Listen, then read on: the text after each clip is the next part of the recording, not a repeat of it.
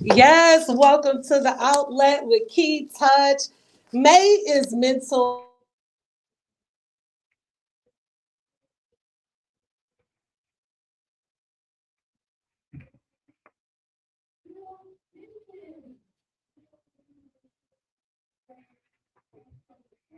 Hey, hey, hey, welcome, Hey, thank you for Will. having me. That's right. I was glad to have you here today. And keep touch, thank you. Every weekend.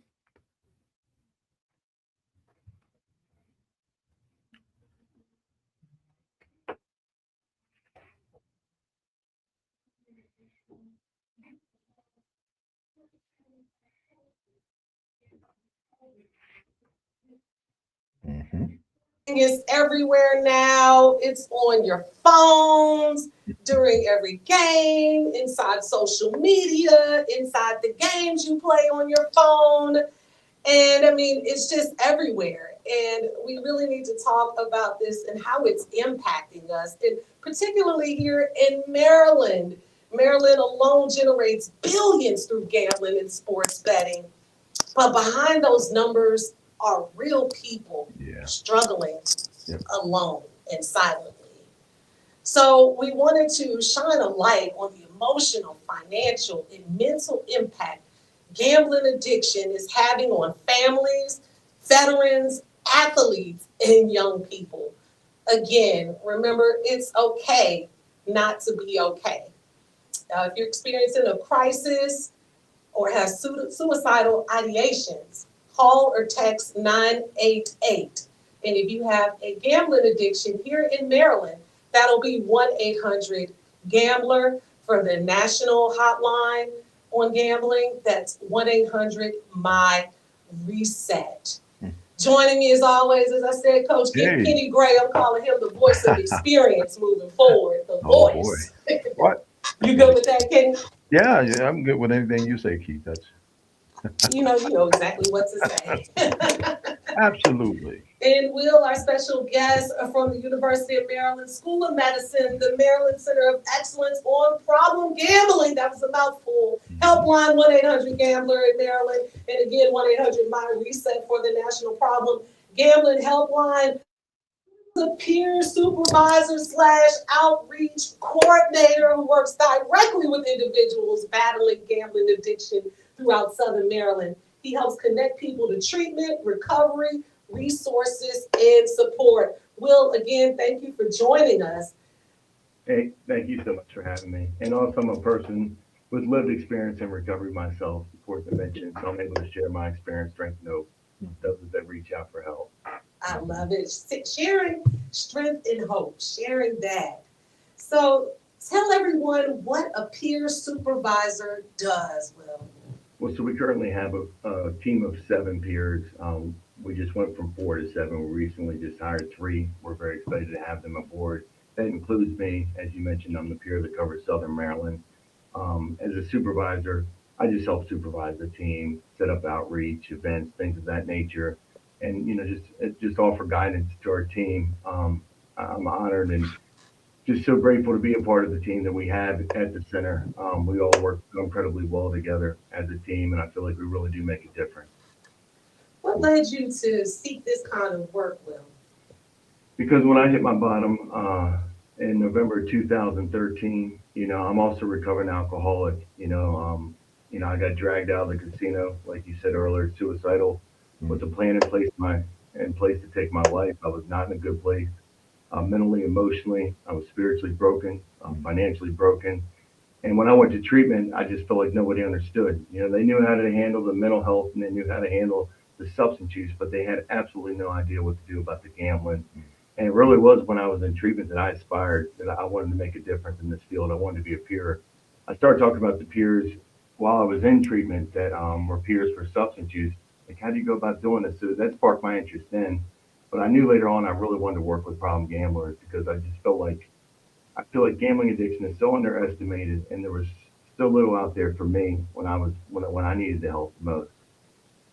Wow, your story is powerful because you personally experienced gambling addiction and this helped you to help others.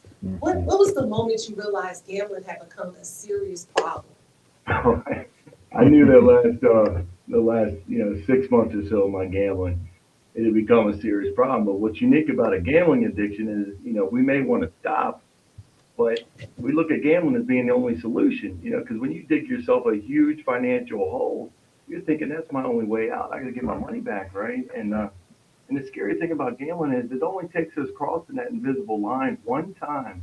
Bet money we can't afford to lose, put money on our credit cards, and all of a sudden we got ourselves in a very serious situation, and I think that's why it has the highest risk of suicide, is it's so financially devastating.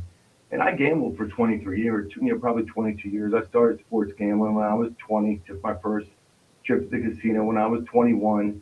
It took, 21, 22 years to progress to where I crossed that invisible line. But at the time, I had no business gambling. I was separated from my wife because of my alcoholism. I was going through a major career change. Like I said, I was struggling with my mental health. I was struggling with alcoholism, and the casino had just opened. It was less than 15 minutes from my house. I turned it into my home away from home.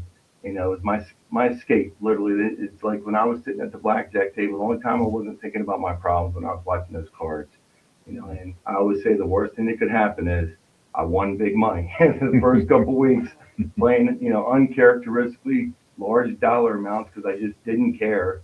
And I won big, and then you get your player's cards, you start feeling like a big shot, you start feeling like someone, and start thinking, well, maybe life's not so bad. Maybe there is life after I lose my family and lose everything, but we all know that that just ends in a complete mess. Wow. Wow, that is something. And Will, up until I spoke with you, I realized that gambling was actually connected to mental health and Mhm. considered really an addiction.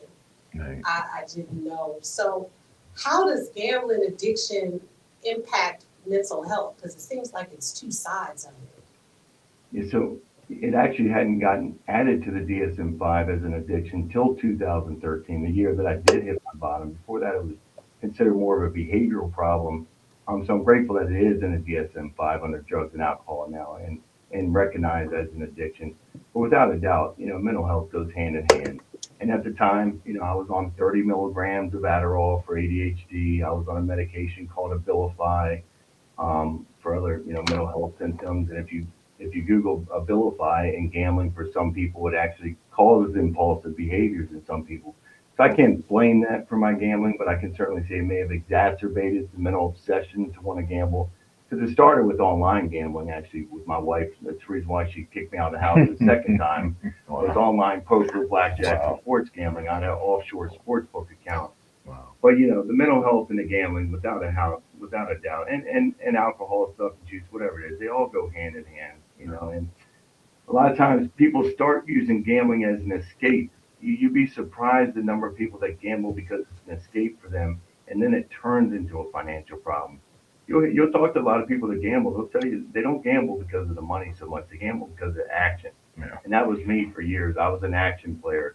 Gambling was my favorite high, and I just loved the action. I loved the effect it produced on my brain.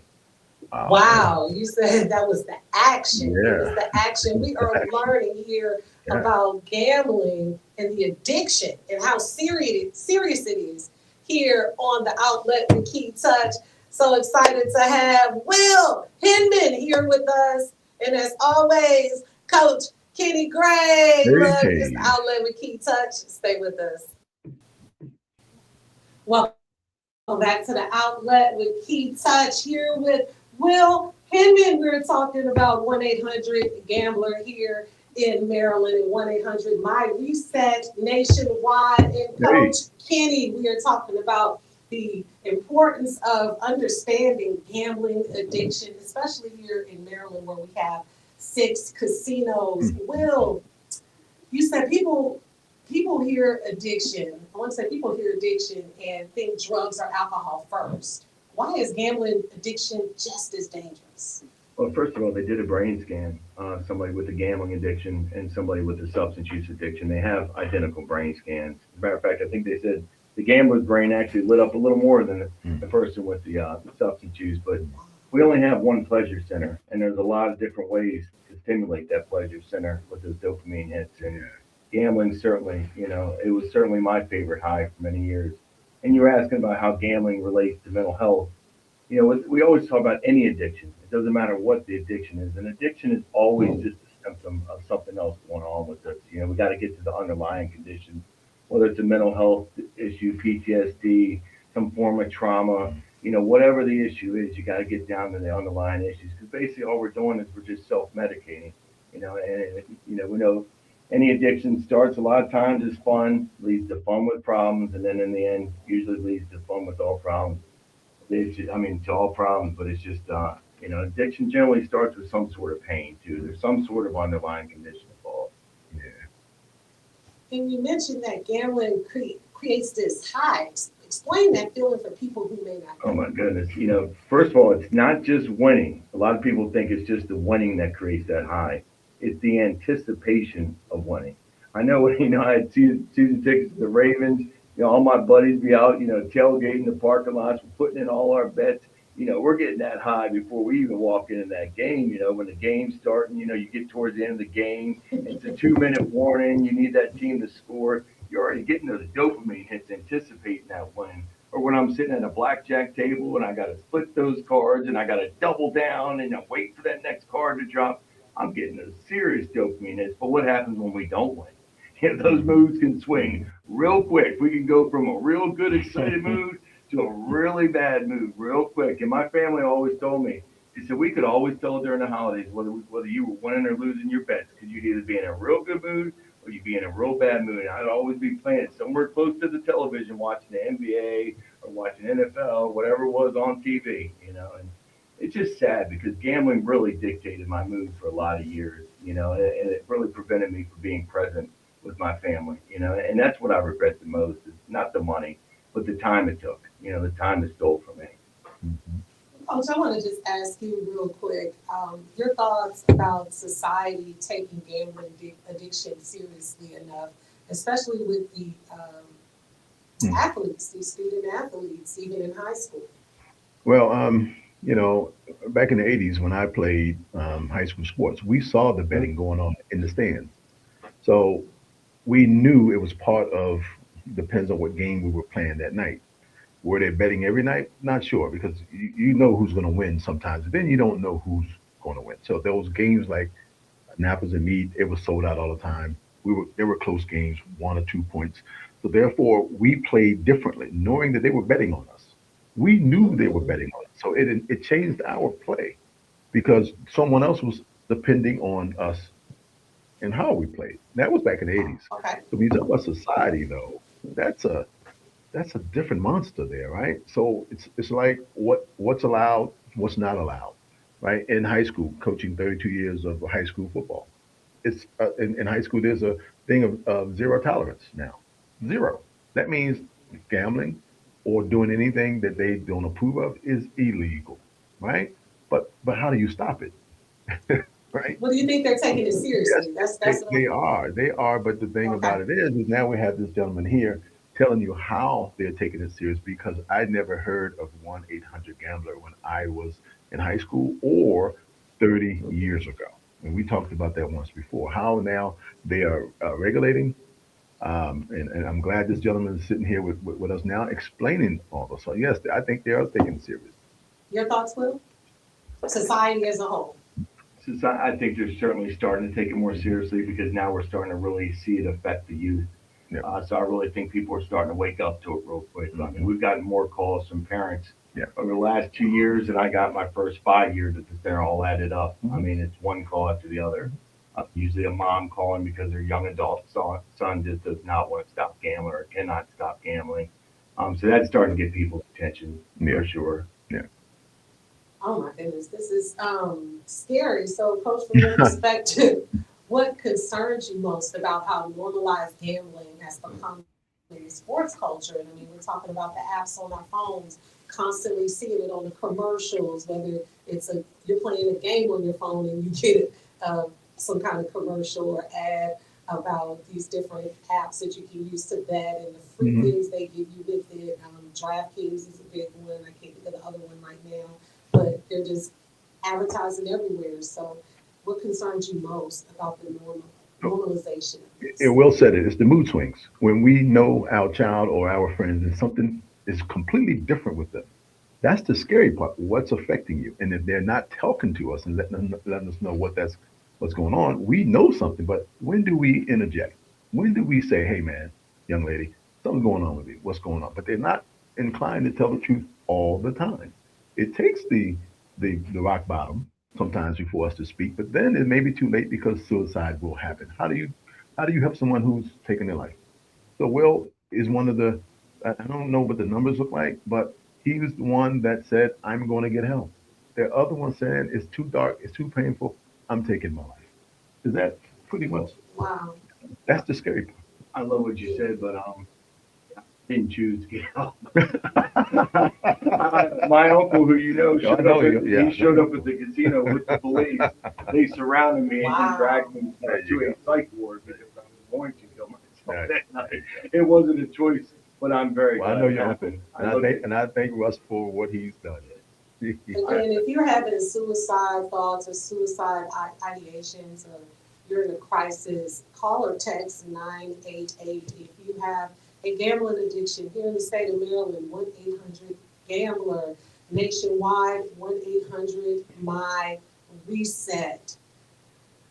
Well, when people finally call 1-800-GAMBLER, what emotional state are they usually obviously not a good one. You know, no one calls 1-800-GAMBLER if they're on their lucky streak. But a lot of times, it's sometimes you don't know, do they really want to stop, or are they just calling to vent because they just lost their paycheck, or they just maxed out a credit card, or whatever it was that they did. Obviously, a lot of times they're very angry and very distraught. And I tell them, and like I said, this is what makes gambling such a baffling addiction is, I tell them I know it's going to be so difficult the next time you get paid because you get bills coming due, you just lost money you can't afford, and all of a sudden you get your next paycheck or get some money in your hands. You're like, what am I going to do with this? I can't pay my bills now. I got to try to win that money back. And you try to convince somebody, hopefully, that gambling is not the answer. But whether or not they're ready to stop or not, that could be another story. So it's a process. It's stages of change. You don't know exactly where they're going to be. But I do the best I can to share my lived experience and hopefully convince them that gambling is not the solution. Mhm. Gambling is not the solution. It's the outlet with Kei-Touch here with Will Hinman and Yes. Coach Kenny Yeah. Gray. 1-800-GAMBLER, 1-800-MY-RESET nationwide. It's the outlet with Kei-Touch. Stay with us.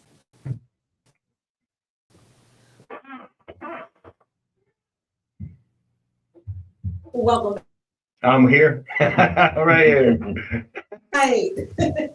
Will, I wanted to know, when did you start seeing a major rise of the gambling amongst the youth, especially like college It was kids? definitely the legalization of online sports gambling. Not so much the brick and mortar, but once they able to access it on their phone, electronic devices, that's when it really took off for sure.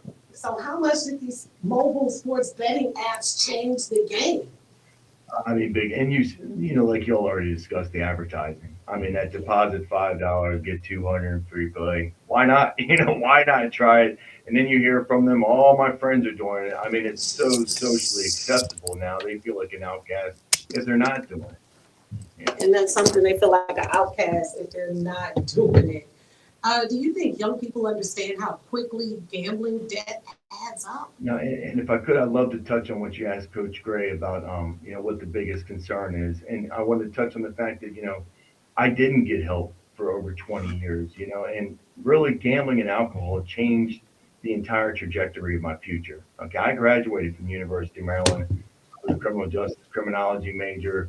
I had a little bit of career aspirations, but I was working in a sports bar. I was working in a restaurant as a bartender.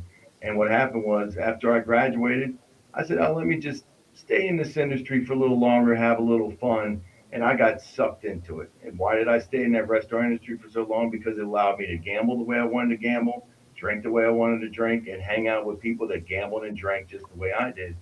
And my point is, my greatest regret, obviously, is not getting help earlier. I shouldn't have waited till I was, in my early 40s to finally get help. And I had to get forced to get help. Like I said, I'm just praying these young people see it early and catch it early, because my biggest concern is that it's destroying futures. I Yeah. mean, what's happening to these ones that are in college and they're blowing their tuition money, or they're so preoccupied with gambling, they're not focusing on their studies, or they're not focusing on their futures, and they're just getting wrapped up. We're in tough economic times too. A lot of these young people are looking for a quick, fast way to make money. And even if they are working, how can I turn this paycheck into this so I can own this car, or I can get this apartment, or whatever they want to get? But gambling's not a solution. It's not a solution. I just can't stress that enough. Yeah. Coach, have you had any student athletes that were gambling Um, or are? you wouldn't tell me, but of course, I knew they were gambling because we had a coach that was close to their age, only within a 4 year gap, that was talking about it all the time. So therefore, they're not going to tell coaches that they have an issue, and then they're surely not going to admit to me or other coaches because we know that's a zero tolerance, and we know they will be eliminated with their parents called in. Right? But what I want to do is really shout out your uncle, Buster Cador, because that intervention that he made, sometimes we do sit back and say, wait a minute, I think he's okay. When we know something's not wrong, when something's not right. So kudos to him.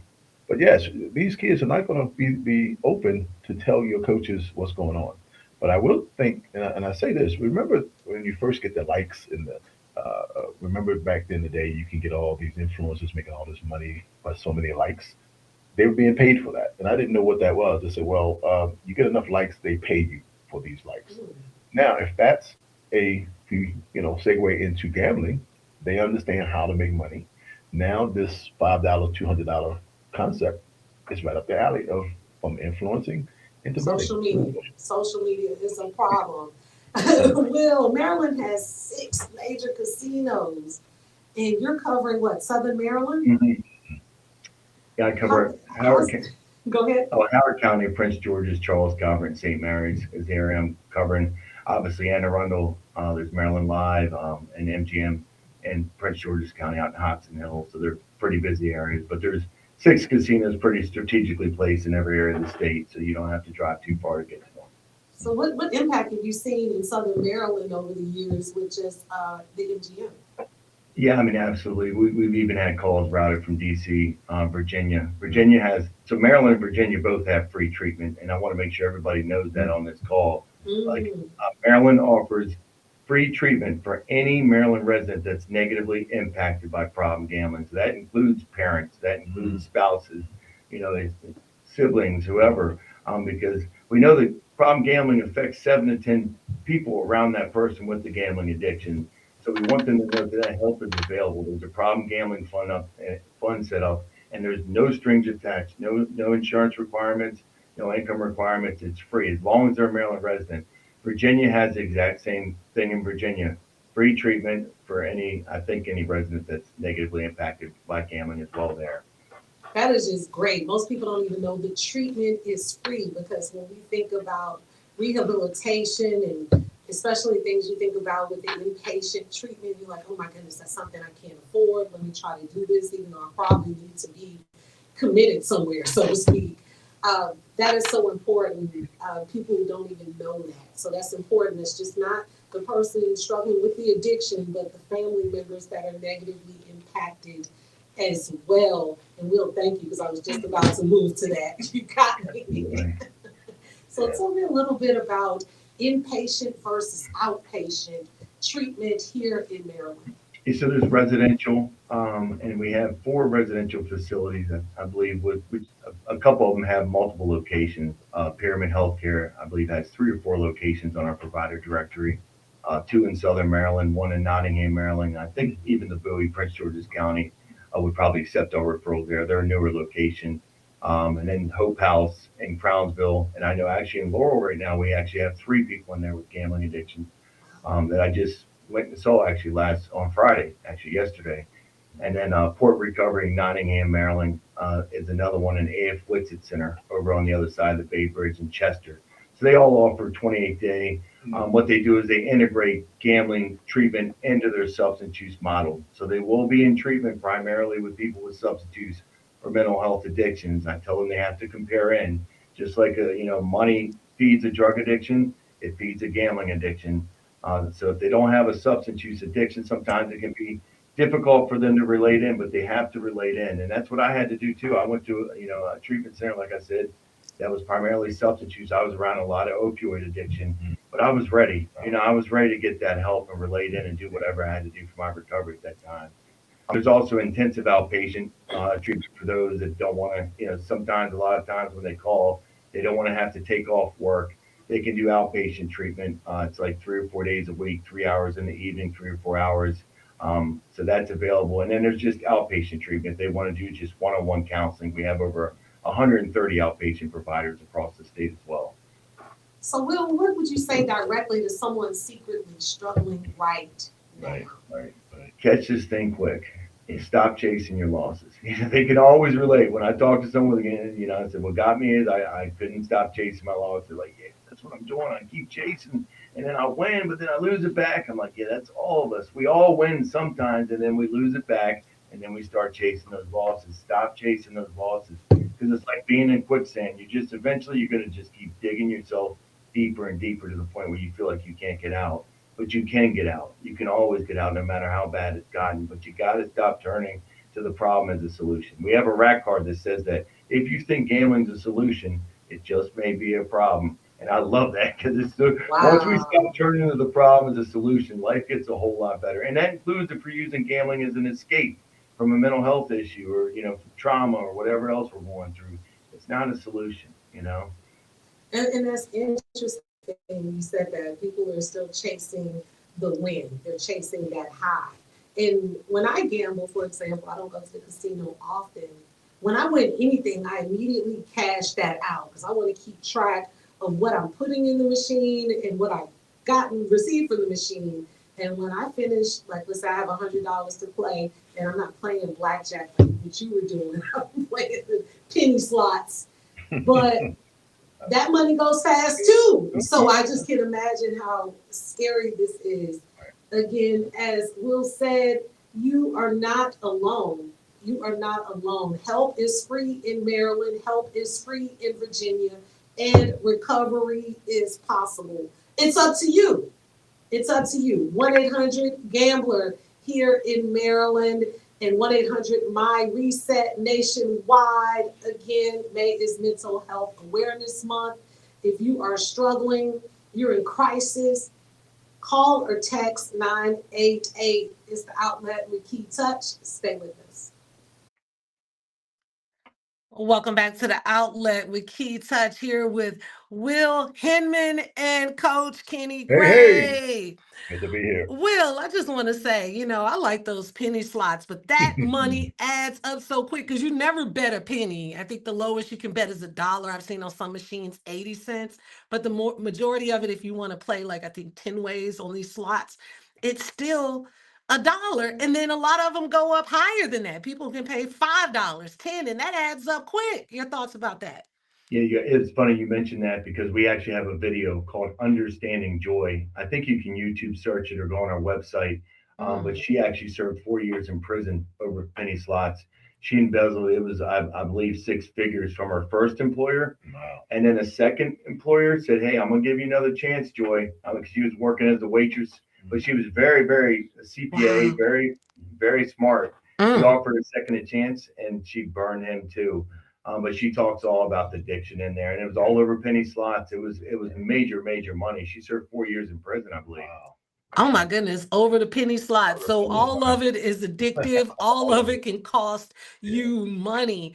Will, I wanted to dive into some other communities that I think are very vulnerable, particularly the veterans in this area. I'm a veteran, and the elderly, the senior citizens. We always see them in the casinos. They get their bus trips from their nursing homes there. Your thoughts about them and some of the experiences you've had with either of those communities or both? Oh, absolutely. They're both at high risk. I mean, there's just no question. Veterans with the PTSD, traumatic brain injuries, or transitioning back into civilian life, anytime you're going through a major transition, you're at risk, and then you have, seniors that, might have lost their spouses or they've recently retired or, they feel alienated from their families. Like you said, you go in a casino, you'll see like approximately, I think 55% of the people in the casinos are 55 or older, so there is an older Yes. population in there, and they certainly are high risk. And I work with several of both of those seniors and military. And I mentioned to you that I have a lot of veterans that tell me the only time their mind is quiet is when they're sitting in front of a slot machine. It does something to the brain. Like I said, some people don't gamble for the money; they gamble because it's an escape. And if you look in there, I mean, you'll see some of those people sitting in front of the slot machines. I mean, they're in their own world. It does something to the brain. There's actually a book called Addiction by Design, if you want to read it, Wow. and it talks about that. But yeah, there's specific technology that hijacks the brain, and for some people, it serves as a way of escaping whatever's going on in their mind. And that's something we have people, and we're going back to that mental health component, escaping from whatever that's traumatizing or tormenting them. And let's talk about the elderly. What do you have you seen really bad addictions where they've lost things or lost everything, or because that's really sad when you're thinking about a senior citizen. How much time do you have to recover? That could be the one thing to send you over if you lose everything. Yeah, there's some tragic stories, Mm. and it's the saddest, like you said, because they don't have the time to make back that money, and a lot of them are on fixed incomes, and I've seen it where some literally their families wouldn't let them see their grandchildren because they loved them to death, but it was their way of giving them tough love and the pain. And I know some that are on certain medications that really exacerbate. I know a few people that are seniors that are actually on this medication for restless leg syndrome. And for some reason, it really helps the restless leg, but it causes impulsive behaviors, and gambling is the big one for Oh some my people. Yeah, goodness. and that also that same medication can help with severe depression. I've worked with people that are on that same medication, but it causes them to want to gamble and some other Oh my impulsive behavior. But goodness. gambling's a big one. But yeah, there's some tragic stories. I know seniors that have lost their entire retirement, and they're just beside themselves, and their families obviously are completely fed up with them. It's a sad story. It really is. So check those side effects on the medications. I know a lot of times it's about 10 pages, but you don't want something that's going to give you compulsive behavior. That's scary. I mean, I don't know. It's Well, like, and discuss it with your prescribing doctor too. Let them absolutely. know about those behaviors because sometimes we're ashamed of it. We don't want to tell them. And that was me. I wasn't honest with my prescribing doctor. I didn't tell him about all my extracurricular activities because maybe then he could have changed the medication for me. Will, I want to do a quick rapid fire with you and just answer the first thing that comes to mind. Biggest misconception about gambling addiction. Is that someone can just stop and that it's just a behavioral problem. Why can't they just stop? When we start chasing those losses, like I said, a lot of times we see it as our only way out, What's the first warning sign people ignore? just a preoccupation. Why are they preoccupied? You might know that something's going on, but gambling, they call it the hidden addiction because there's no physical signs. We're not slurring our words, we're not stumbling, Mm. our eyes aren't red. Ask the questions. If they're not acting right, if they're acting, peculiar and they're preoccupied, maybe they have a gambling problem. One thing families should never do. Uh, what was the word I just don't stigmatize them. Like I just said, why can't you just stop? Why can't you just understand that it is an addiction just like drugs and alcohol, and it's not that easy. Message for young athletes. Don't risk your careers, and don't turn to gambling as a solution in any form. It's not Message for active duty military and veterans. the same. Don't turn to gambling as an escape or as a solution because it will turn into problems. Message for senior citizens. The same. Don't turn to gambling as a solution Okay. and escape because it will turn into financial problems. And that's the saddest part is when you have somebody turning to gambling as a solution, whether it's financial or to escape their mental health or whatever it is. And then all it does is exacerbate the problems worse. It turns into more financial problems. It turns into more mental health problems, and it's a ripple effect. It really is. It's a lot. It's a lot. Coach Kenny, your thoughts before Well, we close out? yeah, see, we deal with the effects. I'm out of my lane here. I've never been a gambler. I don't know what it's like, but we see the effects at times. So I would Mhm. like to know how to be better to deal with the effects once I see them. Right? When should I intervene? if I should at all. You said the stigma. I get it. But then for me, I'm watching characteristics, right? Mhm. Who's doing what? Why is he not doing it? Why she's not acting the same way? When should we intervene? That's to you. When should we do it?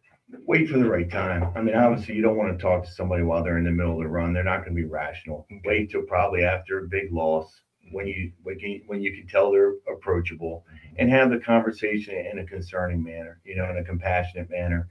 And you can talk about the money. What's happening with your money. I know you make enough to pay your bills, but yet it seems like you're always short or you're always borrowing money. Or I notice you haven't been yourself lately. What's going on? You seem preoccupied. Just mention the symptoms and the signs that you're seeing. You'll know that they're not themselves. Right. Just say it in a compassionate manner and understand it's just not that easy to just stop. It really is. So should we get some type of training? The ones that's being affected by it, is there training for me to even recognize something like that? Oh, absolutely. I mean, we offer trainings that anybody can attend on our website. Generally, Fridays there's a lunch and learn webinar that offers CEUs to clinicians, but anybody can get on there in the community. We also partner with the Parents Place of Maryland that offers trainings too. That's ppmd.org. If you want to go on their website, there's trainings for family members and concerned others. That's good. That's good to know. Yeah. Yes, look, I'm just so excited. Thank you so much to Will Hinman from University of Maryland School of Medicine, the Maryland Center of Excellence on Problem Gambling, 1-800-GAMBLER here in Maryland, 1-800-MY-RESET nationwide. This conversation is bigger than sports, bigger than money. This is about protecting lives, protecting families, and most importantly, your mental health.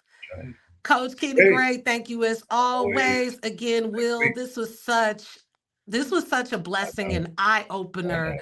awareness, even for me, because I never looked at gambling as really a problem. Some people lose money, and you're like, oh, they just like to lose money Yeah. on those scratch cards, those scratch Yeah. offs, whatever.